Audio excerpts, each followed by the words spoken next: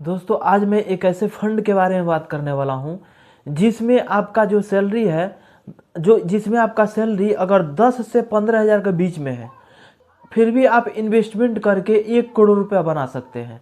जी आप लोग बिल्कुल सही सुन रहे हैं। आप सिर्फ और सिर्फ 10 से 15 हज़ार के महीना आप कमा रहे हैं। 10 हज़ार कमा रहे हैं या 15 हज़ार कमा रहे हैं या उसके बीच में कुछ अमाउंट कमा रहे हैं। अमाउंट में से कुछ इन्वेस्टमेंट करके मात्र आप 1 हज़ार रुपया उसमें से इन्वेस्टमेंट करके आप 1 करोड़ रुपया बना सकते हैं। अब कैसे बनाना है उसको 1 करोड़ रुपया कैसे बन सकता है 1 करोड़ रुपया, किस म्यूचुअल फंड्स में इन्वेस्टमेंट करना है, कितना रिटर्न्स मिलेगा, पिछले का रिकॉर्ड क्या रहा है, इसमें सभी जानकारी इस वीडियो में हम देने वाले हैं।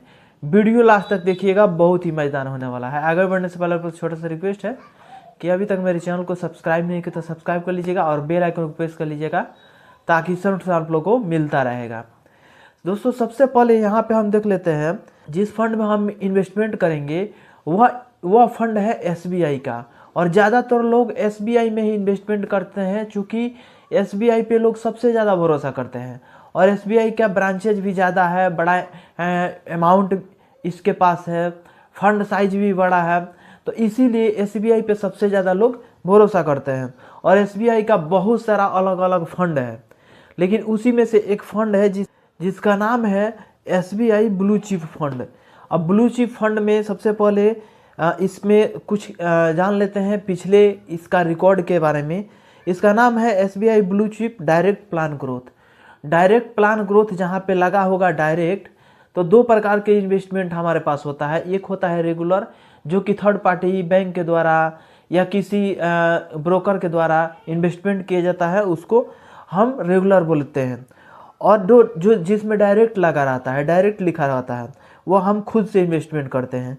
तो डायरेक्ट प्लान ग्रोथ में पिछले 3 साल में 15.47% का रिटर्न्स दिया है, पिछले 1 महीना में 5.5% का, पिछले 6 महीना में 5.82% का, 1 साल में 19.89% का, 3 साल में 15.47% का, और पिछले 5 साल में 18.12% का, और ऑल टाइम में 16.15% का ये इंटरेस्ट रेट दिया है।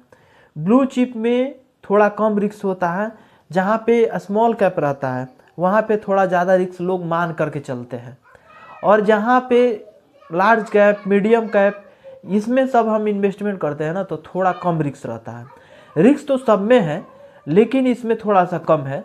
हालांकि म्यूचुअल फंड्स में मेरे हिसाब से रिस्क नहीं है, क्योंकि अभी तक ये रिकॉर्ड देखा गया है कि कोई भी कंपनी भाग जाए, छोड़ दे, लेकिन म्यूचुअल फंड्स में कभी नुकसान नहीं होता है।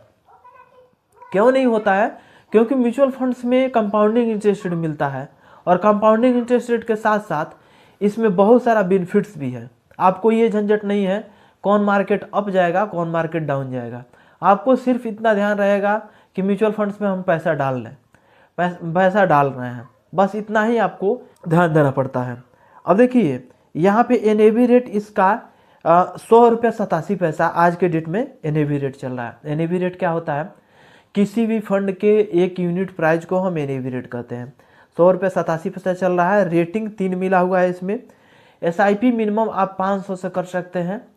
बहुत सारा फंड है एसबीआई का ही जिसमें 100 रुपया से भी होता है, लेकिन इसमें 500 से मिनिमम एसआईपी होता है, और लमसम होता है 5000 से, और मैक्सिमम का लिमिट नहीं है। एसआईपी भी 500 से होता है लेकिन मैक्सिमम का लिमिट नहीं है।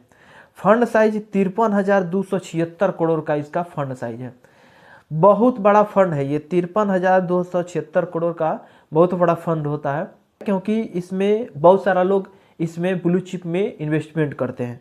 अब एक चीज़ और देख लेते हैं हम लोग कि जो हम म्यूचुअल फंड्स में पैसा इन्वेस्टमेंट करते हैं, वह कंपनी म्यूचुअल फंड्स वाला जब लेता है, ये फंड हमसे पैसा लेता है, तो कहाँ कहाँ पे इन्वेस्टमेंट करता है, किस शेयर मार्केट में, किस स्टॉक में, कहाँ कहाँ पे इन्वेस्टमेंट करता है, तो उसके बारे में देख लीजिए। रिटर्न्स एंड रैंकिंग पे चले जाएंगे, और यहाँ पे रिटर्न्स एंड रैंकिंग में देखते हैं तो 1 साल में 19%, 3 साल में 15%, वही चीज़ हम जो बताए हैं कितने साल में ये इंटरेस्ट रेट दिया है, वह सभी जानकारी इसमें दिया है। हाँ, यहाँ पे देखते हैं होल्डिंग पे, तो होल्डिंग में 10 कंपनी इसमें इन्वॉल्व है, जिसमें हमारा बैंक जिसमें हमारा पैसा इन्वेस्टमेंट किया जाता है। पहला है HDFC बैंक, जो कि 9.84% का इसका शेयर लगता है। ICICI, ITC है, लार्जेन है, रिलायंस है, टाटा है, कोटक महिंद्रा है, स्टेट बैंक ऑफ इंडिया है। अब देख लीजिए यहाँ पे सब जितना सारा कंपनी है, जितना सारा बैंक है, इसमें टोटल इसमें लिस्ट में नाम है, और इन्हीं सब में पैसा हमारा इन्वेस्टमेंट किया जाता है।